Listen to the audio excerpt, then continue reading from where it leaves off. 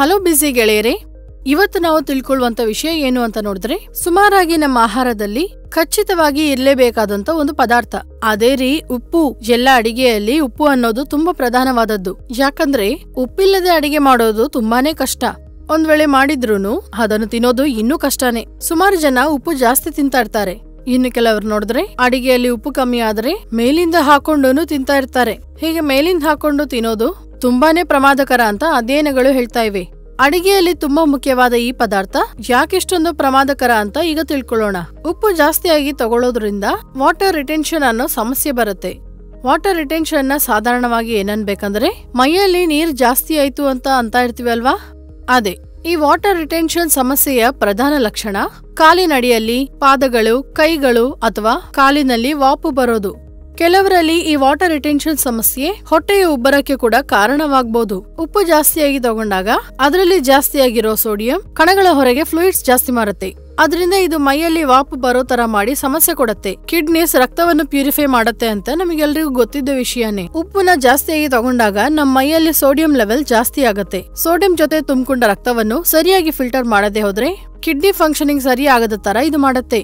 ಉಪ್ಪುನ ದೀರ್ಘಕಾಲಿಕವಾಗಿ ಜಾಸ್ತಿಯಾಗಿ ತಗೊಳ್ಳುವಾಗ ಆಸ್ಟಿಯೋಪೊರೋಸಿಸ್ ಮತ್ತು ಬೋನ್ ಡಿಜೆನರೇಷನ್ ಸಮಸ್ಯೆಗಳು ಕೂಡ ಬರುತ್ತೆ. ಯಾಕಂದ್ರೆ ನಾವು ಹೇಳ್ಕೊಂಡ ಹಾಗೆ ಉಪ್ಪಲ್ಲಿ ಇರುವಂತ ಸೋಡಿಯಂ ಮೈಯಲ್ಲಿ ಫ್ಲೂಯಿಡ್ಸ್ ನ ಜಾಸ್ತಿ ಮಾಡುತ್ತೆ. ಇದು ಕ್ಯಾನ್ಸರ್ ನ ವಿಸರ್ಜಿಸೋಕೆ ಸಹಾಯ ಮಾಡುತ್ತೆ.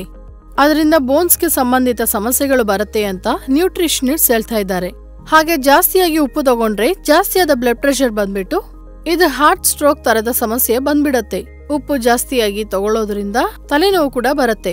ಕ್ರಮೇಪಿ ಇದು ಮೈಗ್ರೇನ್ ತರ ಆಗ್ಬಿಡತ್ತೆ. ಮುಖ್ಯವಾಗಿ ಈ ತಲೆನೋವು ಅನ್ನೋದು ನಾವು ಉಪ್ಪನ್ನ ಜಾಸ್ತಿಯಾಗಿ ತಗೊಂಡಾಗ ಡಿಹೈಡ್ರೇಷನ್ ಮೂಲ ಬಂದ್ಬಿಡತ್ತೆ. ಉಪ್ಪನ್ನ ಜಾಸ್ತಿಯಾಗಿ ತಗೊಳ್ಳೋದ್ರಿಂದ ಬರುವಂತ ದುಷ್ಪ್ರಭಾವಗಳಿಂದ ಹೊರಗೆ ಬರೋಕೆ ಹೈಡ್ರೇಟೆಡ್ ಆಗಿ ಇರ್ಬೇಕು ಮತ್ತು ನೀರು ಜಾಸ್ತಿಯಾಗಿ ಕುಡಿಬೇಕು.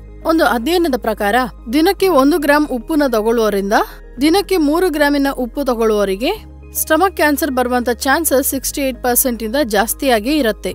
ಉಪ್ಪುನ ಕಮ್ಮಿಯಾಗಿ ತಗೊಳ್ಳುವರಕ್ಕಿಂತ ಉಪ್ಪುನ ಜಾಸ್ತಿಯಾಗಿ ತಗೊಳ್ಳುವರಲ್ಲಿ ಸ್ಟಮಕ್ ಪ್ರಾಬ್ಲಮ್ ಬರುವಂತ ಚಾನ್ಸಸ್ ಜಾಸ್ತಿಯಾಗಿ ಇರುತ್ತೆ. ಇದಕ್ಕೆ ಖಚಿತವಾದ ಕಾರಣವನ್ನು ಹೇಳದೆ ಹೋದ್ರೂ ಉಪ್ಪು ಜಾಸ್ತಿಯಾಗಿ ಇರುವಂತ ಆಹಾರಗಳು ಹೊಟ್ಟೆಯಲ್ಲಿ ಇರುವಂತ ಲೈನಿಂಗ್ ನಲ್ಲಿ ಅಲ್ಸರ್, ಇನ್ಫ್ಲಮೇಷನ್ ತರದ ಸಮಸ್ಯೆಗಳಿಗೆ ಕಾರಣವಾಗತ್ತೆ ಅಂತೆ. ಅಷ್ಟೇ ಅಲ್ಲದೆ ಉಪ್ಪುನ ಜಾಸ್ತಿಯಾಗಿ ತಗೊಳ್ಳುವರಲ್ಲಿ ಡಿಹೈಡ್ರೇಷನ್ಗೆ ಕಾರಣವಾಗತ್ತೆ.